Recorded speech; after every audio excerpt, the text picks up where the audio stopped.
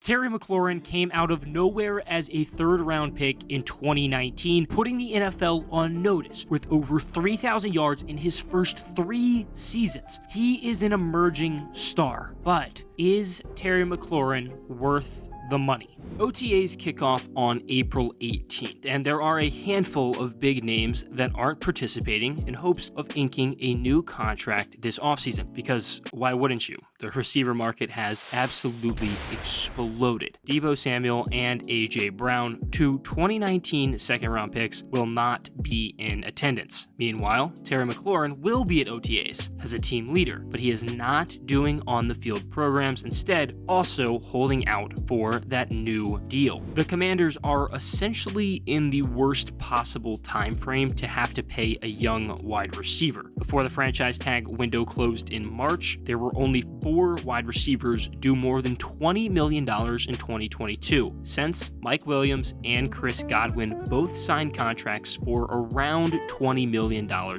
year, plus the 2 stars that got traded are also making bank with their new extensions. Devontae Adams is making $28 million a year, and Tyreek Hill is at an average of $30 mil. And of course, the contract that just took a stick of dynamite to the wide receiver market and made everyone question what in the hell are the Jaguars doing? Christian Kirk got $18 million a year. Let's make this very, very clear. Paying Christian Kirk $72 million for 4 years is like going to McDonald's and paying $20 for something off the dollar menu. A potential contract negotiation probably starts at $20 million a year, and the two sides will have to figure it out from there. If I had to take a guess, it'll end up being around 22 or 23 mil a year. DJ Moore and Terry McLaurin have had kind of similar careers, and Moore did just get a deal worth over 20 mil a year, so McLaurin surely will, but is he worth it? Well, we're talking about a guy who is coming off of back-to-back 1,000-yard seasons, and it would be 3 straight to start his career if he didn't miss 2 games as a rookie. It's not like McLaurin just recently started showing his talent either. He's been a dude since he stepped foot in Ashburn. I actually got to cover Redskins training camp in 2019 when I was still working at a newspaper in Richmond.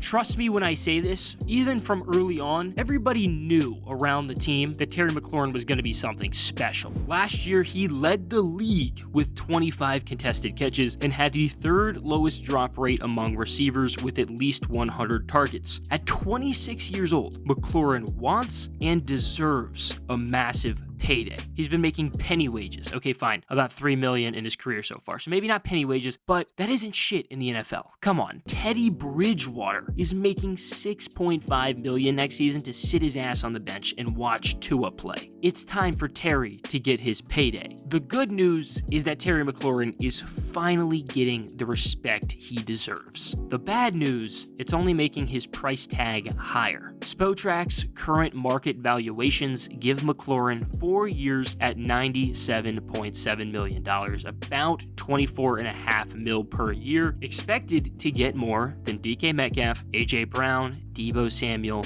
and Deontay Johnson. I mean, looking at the other wideouts in the 2019 NFL draft that are all about to get a very nice and well-deserved payday, McLaurin certainly hasn't been given the same fortune at quarterback. DK Metcalf has the biggest one there. Getting to catch passes from Russell Wilson is a huge benefit, and I actually think he takes a big step back this season. Hunter Renfrow being able to play alongside Derek Carr, and even a shell of Ben Roethlisberger for a little bit of time was good enough for Deontay Johnson, although he has had to deal with the Mason Rudolph and Duck Hodges circle. Personally, I do think A.J. Brown and Terry McLaurin are by far the 2 best in the class, and they'll probably get similar type deals. Ryan Tannehill's been stable, kind of, so at least Brown hasn't dealt with the same turnover, although Ryan Tannehill has plenty of those on his own. I know if I don't bring up Deebo Samuel on this list, there's going to be a billion of y'all berating me in the comments that I forgot him, but I didn't. I just don't consider him in the same category. I have no idea what his future contract will look like as this weird hybrid do-it-all type player, so right now he's just a mystery, and I don't even consider him in this group. Looking ahead, I want you guys to think about a potential comparison between Terry McLaurin and Cooper Kupp. Okay, relax.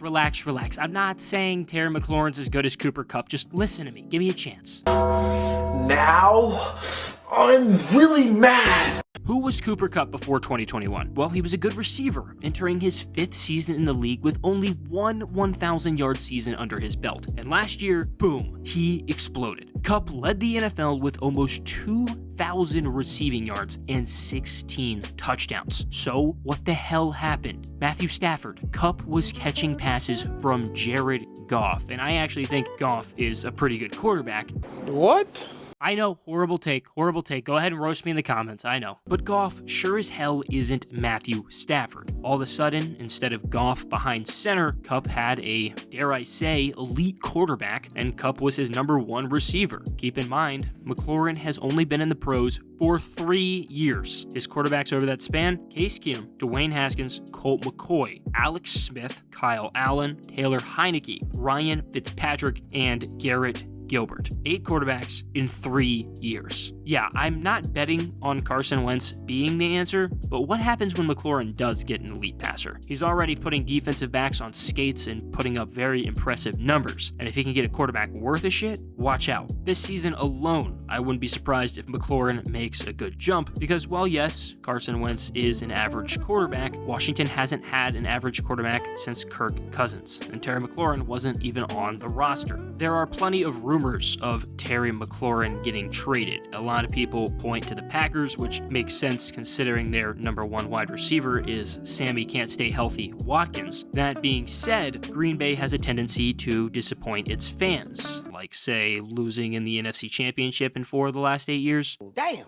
For starters, McLaurin is worth more than the Packers' number 22 pick at the draft. I don't know what a potential McLaurin trade would look like, but it doesn't matter. There isn't a lot of things to be happy about in Washington, like literally nothing other than Terry McLaurin. The Commanders surely won't let him walk regardless of how much money he wants. It's already been reported that Washington won't even entertain trading Terry McLaurin, which is the right move. At the same time, Washington apparently won't rush a contract extension. Whether that means they're skeptical or just confident, I don't know, but the Commanders better figure it out. As a fan, let me make this very, very clear. Letting Terry McLaurin walk is a fireable offense for every single person. There are no excuses. Personally, I do think Terry McLaurin is the best wide receiver from the 2019 NFL Draft, and almost every projection backs that up. Washington hasn't had a truly reliable wide receiver since probably Santana Moss almost a decade ago. What McLaurin has been able to come in and accomplish in Washington, a place just filled with distractions and controversies, and despite the lack of a true capable quarterback, is nothing short of amazing. Washington is supposed to be a place for careers to die. Just look at the organization. There's a new report about some shady shit going on every other week, but McLaurin has found a way to succeed. Terry McLaurin has averaged over 1,000 yards a season in his career, has emerged as Washington's number 1 receiving target, and has proven that he is in fact worth the money.